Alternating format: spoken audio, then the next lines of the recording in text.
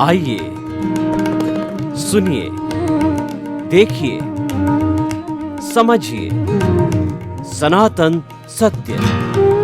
जैसी दृष्टि वैसी सृष्टि, दृष्टि विज्ञान। कुदरत, कुदरती रचना एवं कुदरत के कानून से शाश्वत सुख की प्राप्ति। जोधपुर के परम पूज्य महात्मा उपासक प्रोफेसर डॉक्टर सोहन राज तातेड़ के निर्देशन में सनातन सत्य। जैसी दृष्टि वैसी सृष्टि, दृष्टि विज्ञान।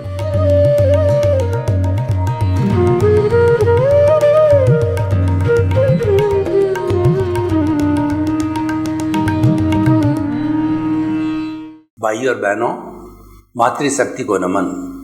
आज का हमारा बहुत सुंदर विषय अनेकांतवादी दृष्टिकोण। देखिए, दृष्टिकोण का क्या अर्थ होता है? दृष्टिकोण का अर्थ होता है सोच, व्यू पॉइंट। हर व्यक्ति की सोच अलग अलग होती है, क्योंकि हर व्यक्ति की बुद्धि अलग अलग होती है। इसीलिए कहा गया कि मुंडे मुंडे मतिर्भिन्ना। जिस किसी के पास भी बुद्धि होती है वह अपने अपने तरीके से काम करती है, तभी हर व्यक्ति का ओरा आभा मंडल अलग होता है। और जो जड़ पदार्थ है, पुद्गल है, उन सब का ओरा एक सा होता है, क्योंकि वो स्टेबल होता है।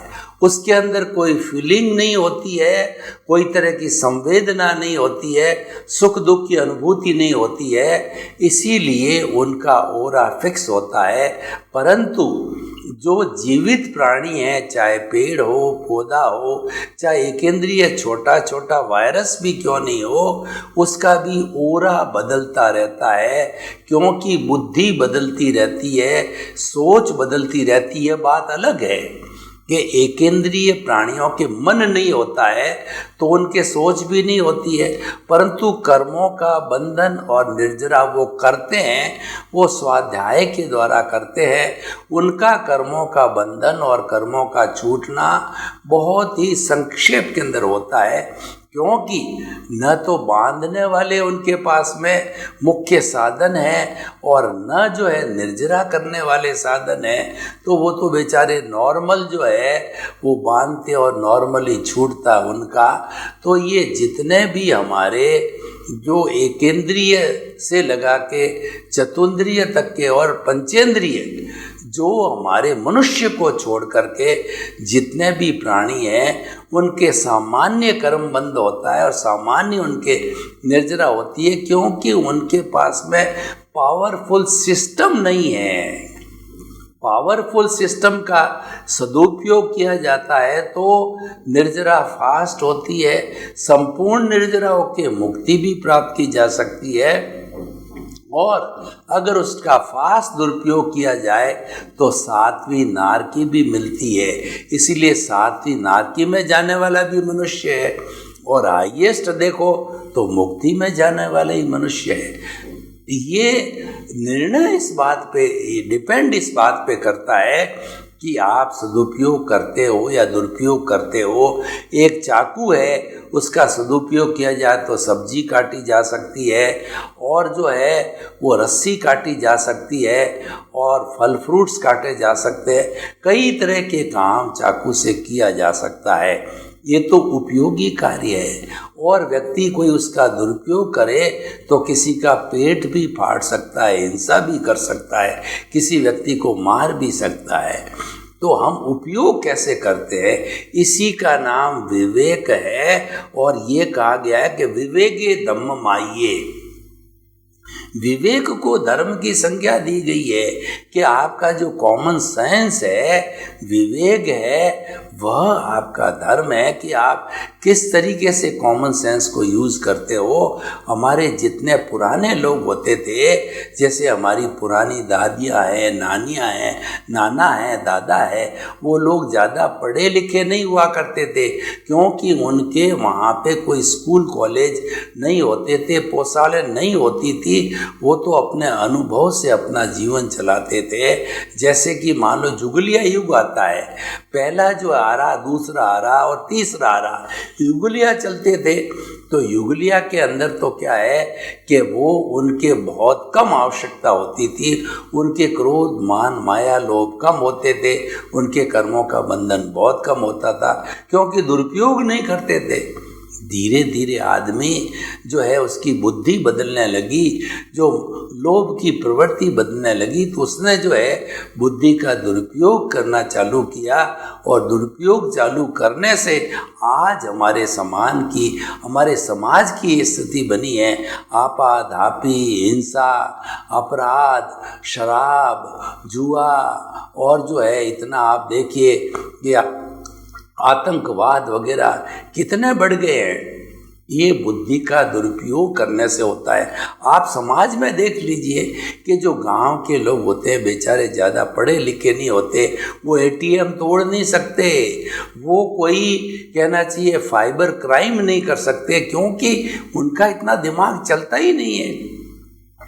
उनका दिमाग तो मात्र अपना रोटी कपड़ा मकान शिक्षा और चिकित्सा तक ही चलता है, उससे ज़्यादा नहीं चलता, क्योंकि उनकी बेसिक आवश्यकता पूर्ति हो जाती है तो वो लोग संतुष्ट हो जाते हैं, वो बहुत संतोषी होते हैं। उनके लिए कहा गया है कि संतोषम परम सुखम, इसीलिए उनके कर्मों का भी बंधन कम होता है। तो हम आपको बताना चाहते थे अनेकवादी दृष्टिकोण का, व्यू पॉइंट का बहुत बड़ा असर होता है। देखिए सामने एक अप्सरा टाइप युवा लड़की खड़ी है, तो मैं 3 तरह के लोगों के व्यू पॉइंट आपको बताता हूँ। पहला व्यू पॉइंट एक संत पुरुष है, तो संत पुरुष तो ये सोचता है कि रिलेटिव व्यू पॉइंट से ये अप्सरा है या मतलब सुंदर गर्ल है, नामधारी देहधारी और पैकिंग रूप के अंदर है, ये हाड़ मांस का पुतला है और इसके भीतर अशुद्धि भरी पड़ी है। ये व्यू पॉइंट किसका है? सन्यासी का। अब उसी जो है वो उसी गर्ल के प्रति एक प्रेमी है। प्रेमी का व्यू पॉइंट क्या है कि कितनी सुंदर गोरी है और कितना इसका फेस कट्स अच्छे हैं, कितने इसकी अवयव अच्छे हैं, तो वो उसमें कामुकता की दृष्टि से वो सोचने लगता है कि मेरी ये प्रेमिका बन जावे, मेरी ये पत्नी बन जावे, तो उसका व्यू पॉइंट बदल गया। अब तीसरा जो है वो उससे शादी करने का पॉइंट बताया। और तीसरा व्यसनी व्यक्ति है। व्यसनी व्यक्ति के लिए कहा गया है कि विषयी नर की लालसा, पाम रोग की खाज और लोभी की धन लालसा, तीनों बेअंदाज। जो विषयी होते हैं, व्यभिचारी होते हैं, वो सिर्फ व्यभिचार की बात सोचते हैं और कुछ भी बात नहीं सोचते हैं। उसी तरीके से जो खुजलाने वाले पाम रोगी होते हैं, वो खुजलाते ही रहते हैं चाहे खून आ जावे। लोभी है, उनकी आवश्यकता नहीं है तो भी घर भरते जाते हैं, अपनी जेबें भरते जाते हैं और तिजोरियां भरते जाते हैं। ये उनके लिए कहा गया है। तो भाइयों और बहनों, तीनों के तीनों व्यू पॉइंट है। हर व्यक्ति का अपना अपना व्यू पॉइंट होता है, इसीलिए हमें कोई भी बात करनी with reference to our view point व्यक्ति को देख के करना पड़ता है। और हर एक का व्यू पॉइंट अलग होने के कारण कभी भी किसी के व्यू पॉइंट मिलते नहीं है। ये बात अलग है कि हमने लॉजिकली कोई भी बात किसी ग्रुप के सामने रखी और ग्रुप ने पूरे ने उसको एक्सेप्ट किया, तो वो तो हमको एक्सेप्टेंस मिली, मान्यता मिली, लेकिन सोचने का तरीका हर एक का अलग अलग है। समाज के अंदर कुछ एथिक्स बनते हैं, वो मान्यता प्राप्त होते हैं। समाज में रूल्स बनते हैं, मान्यता प्राप्त होते हैं। देश में, विश्व में जो भी नियम कानून कायदे बनते हैं वो मान्यता प्राप्त होते हैं, लेकिन व्यू पॉइंट तो हर व्यक्ति का अपना अपना होता है। तो अब अनेकांतवादी दृष्टिकोण की हम बात करते हैं कि आखिर में अनेकांत क्या है। अनेक प्लस अंत, जिसके कई अंत होते हैं, मल्टी डायरेक्शनल होता है, उसको अनेकांतवाद कहते हैं। कहने का वही बात है व्यू पॉइंट की बात करें कि हर एक का व्यू पॉइंट अलग अलग है, तो अनेकांत की दृष्टि से हम कहेंगे इसके पास सत्यांश है, इसके पास सत्यांश, दूसरा व्यू पॉइंट सत्यांश, तीसरा व्यू पॉइंट सत्यांश, चौथा व्यू पॉइंट सत्यांश। 7.8 अरब की जनसंख्या के अपने अपने व्यू पॉइंट, अपने अपने सत्यांश है। जब इन विश्व के समस्त लोगों के सत्यांशों को हम जोड़ते हैं तब वो परफेक्ट ट्रुथ बनता है, उसका नाम है केवल ज्ञान। और जिस व्यक्ति को ये केवल ज्ञान उसकी आत्मशुद्धि परफेक्टनेस के बाद प्राप्त हो जाता है, पहले केवल दर्शन होता है आत्मशुद्धि के, जब संपूर्ण निर्जरा के बाद में फिर केवल ज्ञान हो जाता है। तो जिसको केवल ज्ञान होता है वह इस औदारिक शरीर में जीता जागता भगवान पूजनीय, वंदनीय और स्तुत्य होता है।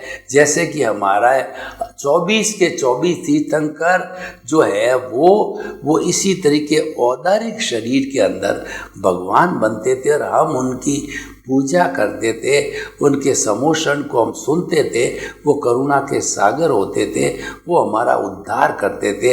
उनका अतिशय है जहाँ वो विराजते थे 125 योजन तक कोई भी अशांति, दुख, दर्द और जो कहना चाहिए अतिवृष्टि, अनावृष्टि, भूकंप कुछ भी नहीं आता था, सभी लोग बड़े सुखी रहते थे।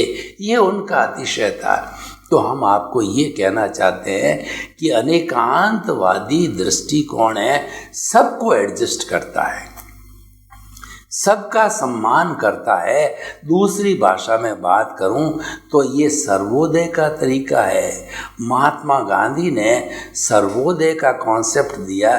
सर्वोदय का अर्थ होता है कि जितनी भारत की जनसंख्या है सभी का उदय होना चाहिए, सभी का जो है तरक्की होनी चाहिए, सबको समान अवसर मिलने चाहिए। इसीलिए हमारे संविधान जो कि डेमोक्रेटिक विश्व का सबसे बड़ा लिखित संविधान है और वो सेक्युलर है, धर्मनिरपेक्ष है, वो हमारा कोई भी राष्ट्रीय या राज्य धर्म नहीं है। व्यक्ति को स्वतंत्रता है कि वो विश्व का कोई भी धर्म चाहे वह उसको मान सकता है, पालन कर सकता है, उसमें दीक्षित हो सकता है, उसके रिचुअल्स कर सकता है। इतना हाईली कहना चाहिए उदारवादी जो संविधान है वो भारत का संविधान है कि यहाँ सरकार बनेगी वो जनता के द्वारा, जनता के लिए और जनता से बनेगी। और संविधान ये कहता है कि भारत में अगर इस वक्त में 130 करोड़ लोग हैं तो जितनी भारत की संपत्ति है, जितनी खनिज संपत्ति है या जितनी चल अचल संपत्ति है, उन सब के मालिक हिस्सेदार 130 करोड़ लोग हैं, वही उनके मालिक है। सभी का सर्वोदय हो, सभी का अंत्योदय हो। अंत्योदय तक की बात की है कि गांव का लास्ट व्यक्ति जो कि रिमोट एरिया में रहता आदिवासी है, जहाँ पे कोई भी सुविधा नहीं पहुंच रही है, तो उस व्यक्ति का उद्धार किया जाना चाहिए, क्योंकि वह भी भारत का नागरिक है, उसका विकास किया जाना चाहिए। उसके पास में स्कूल, बिजली, सड़कें और जो हमारी बेसिक फैसिलिटी है सब पहुंचनी चाहिए।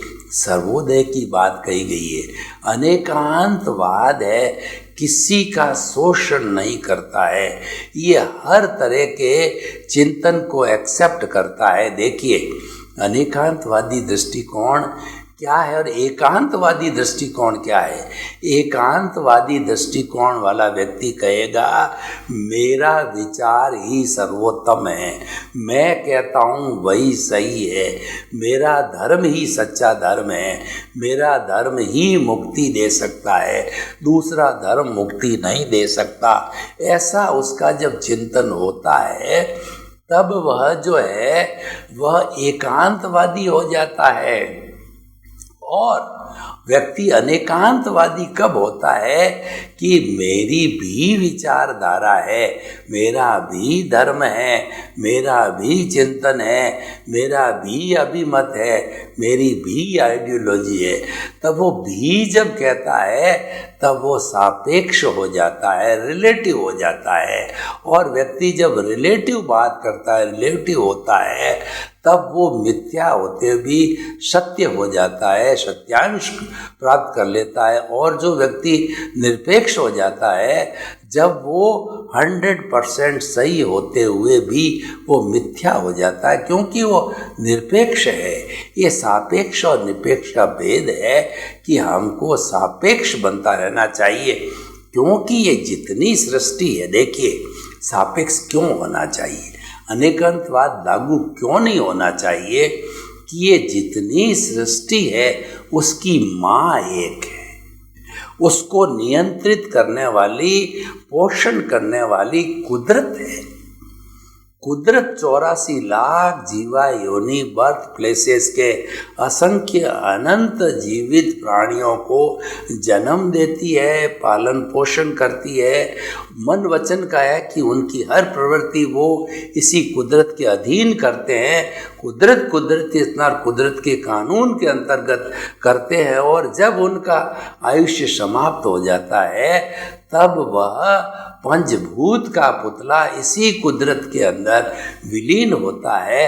पृथ्वी में, जल में, अग्नि में, वायु में और आकाश के अंदर मिल जाता है। इसीलिए इस कुदरत की जो एनर्जी है, सारी शक्ति है, वो किसी भी समय में जन्मांतर से, यानी पुराने समय से अब तक कोई परिवर्तन नहीं आया है।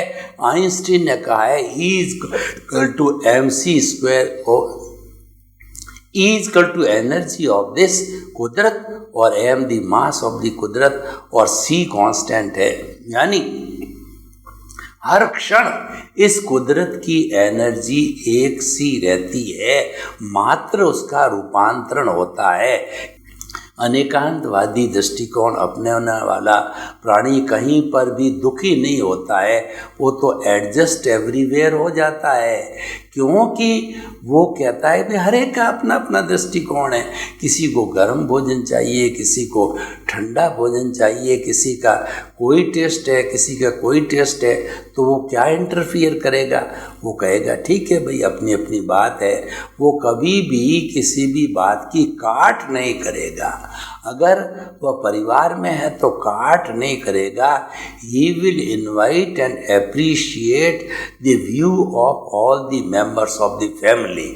और जब हम किसी के व्यू को काटते नहीं हैं, उसको सम्मान देते हैं, तो वो हमारा मित्र बना रहता है और हमको ये मानता है कि ये समन्वयवादी अनेकांतवादी व्यक्ति है।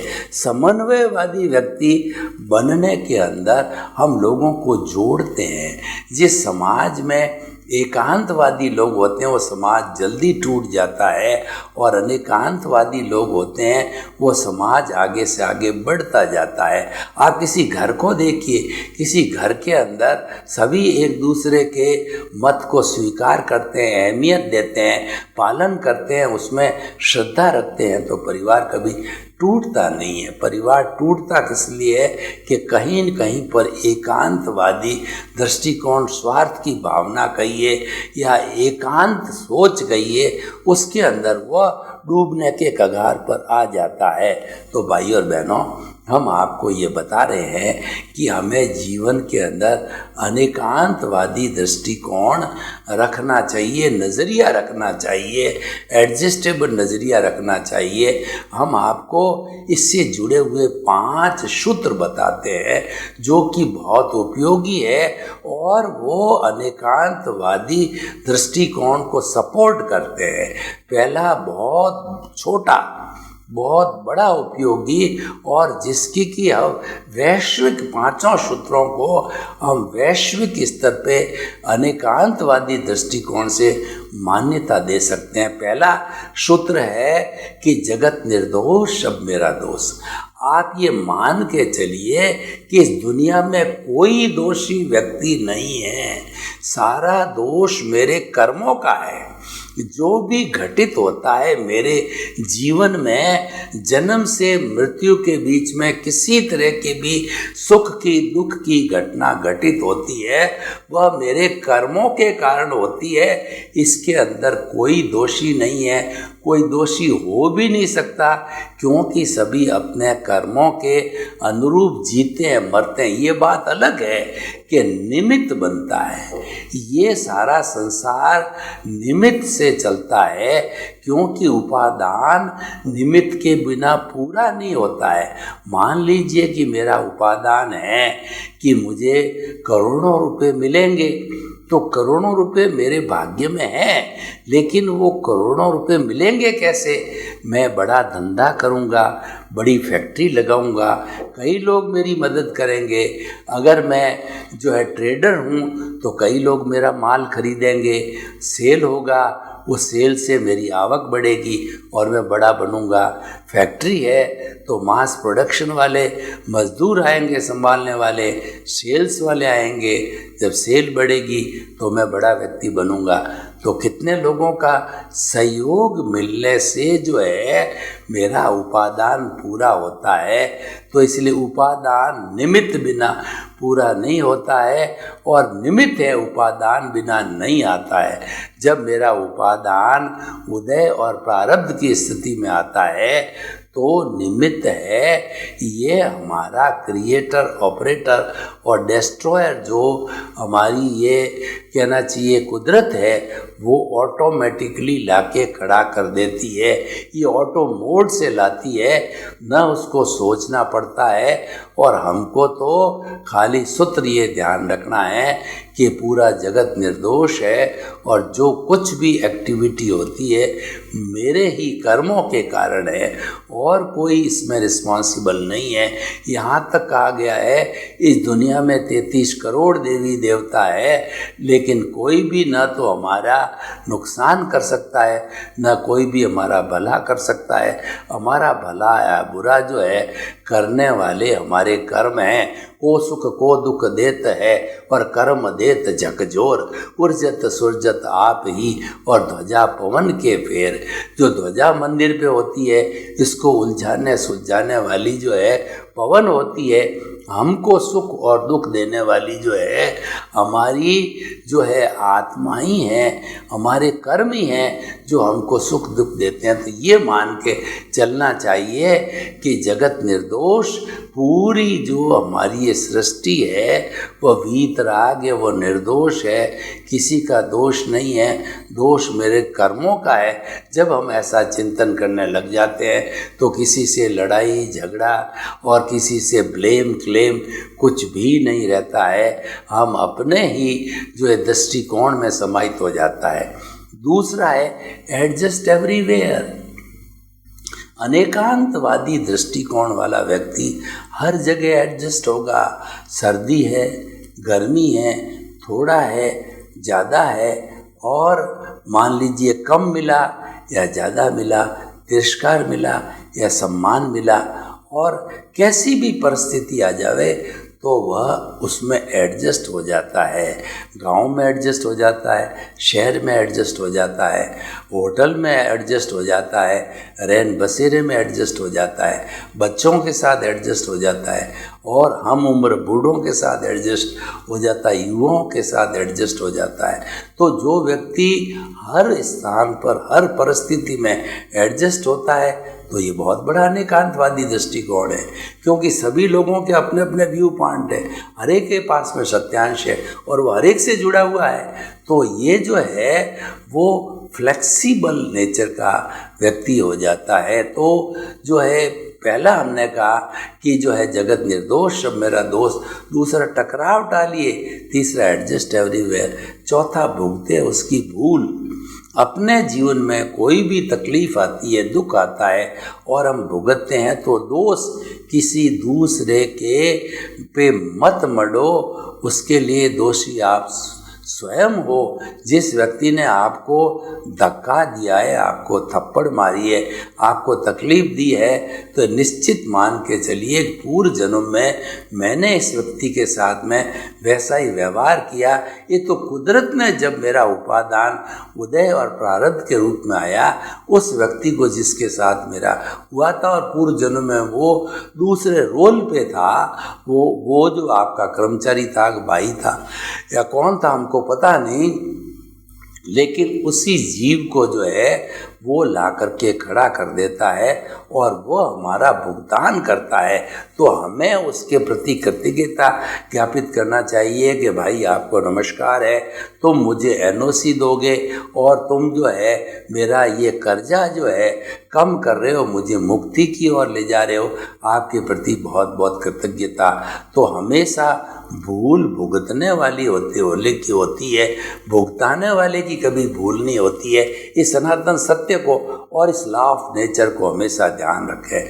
अगला लॉ ऑफ द नेचर है कि हुआ सो न्याय, यानी हमारी जो न्यायपालिका वर्तमान में है, मुंसिफ कोर्ट से लगा करके हमारा जो सीजेएम और कहना चाहिए हमारा जो सेशन न्यायाधीश, हाई कोर्ट, सुप्रीम कोर्ट, सब में जो न्याय मिलता हमको, वो न्याय जो है वो कई बार गलत भी हो जाता है, क्योंकि वो न्याय है वो वकीलों की बहस के ऊपर, वो साक्ष्य के ऊपर और वो डॉक्यूमेंट्स के ऊपर आधारित होता है। लेकिन जो कुदरत न्याय करती है, जो ईश्वर न्याय करता है, जो कर्म हमारे होते हैं वो न्याय करते हैं, वो कभी भी गलत नहीं हो सकते हैं। इसीलिए हमको ये मान के चलना चाहिए कि जो हमारे साथ हो रहा है वो 100% न्याय पूर्वक हो रहा है, इसमें कोई गलती नहीं है। तो इन 5 सूत्रों को हम अगर अनेकांतवादी दृष्टिकोण के साथ जोड़े तो हमारा अनेकांत दृष्टिकोण और विस्तृत और सही हो जाएगा। सर्वे भवन्तु सुखिनः, सर्वे सन्तु निरामया, लोक के सब जीवों को सुख मिले, शांति मिले, आनंद मिले, प्रेम मिले, सौहार्द मिले और सभी हम जो वसुधैव कुटुम्बकम के सदस्य बनकर आपस में भाई भाई की तरह वार्तालाप, भाई भाई की तरह व्यवहार करें। आपके प्रति मंगल भावना। ओम शांति।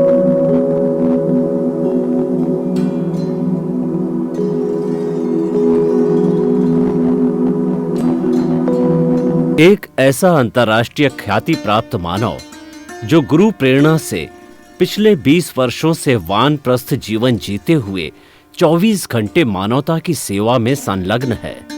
एक ऐसा मानव जो अभी राष्ट्रीय, अंतर्राष्ट्रीय टीवी चैनलों पर 7,500 एपिसोड के माध्यम से सनातन सत्य, आत्मविज्ञान एवं पुनरुत्थान, व्यवहार एवं निश्चय जगत के जीवनोपयोगी विषयों पर हृदय स्पर्शी प्रवचन कर चुका है। उस मानव का नाम है महात्मा उपासक प्रोफेसर डॉक्टर सोहन राज तातेड़। प्रोफेसर तातेड़ द्वारा योग, दर्शन, शिक्षा विषयों पर रचित पीएचडी स्तर के 250 शोध ग्रंथ भारत के 100 प्रतिष्ठित विश्वविद्यालयों में शोधार्थी पढ़ रहे हैं तथा वे सभी शोध ग्रंथ वहां की सेंट्रल लाइब्रेरियों में उपलब्ध हैं। महात्मा सोहन राज ने अभी तक हजारों स्कूलों, कॉलेजों, विश्वविद्यालयों एवं संस्थाओं में सेमिनार, वर्कशॉप, कैंप लगाकर लाखों विद्यार्थियों को योग, दर्शन, शिक्षा का प्रशिक्षण देकर उन्हें सुसंस्कारित किया।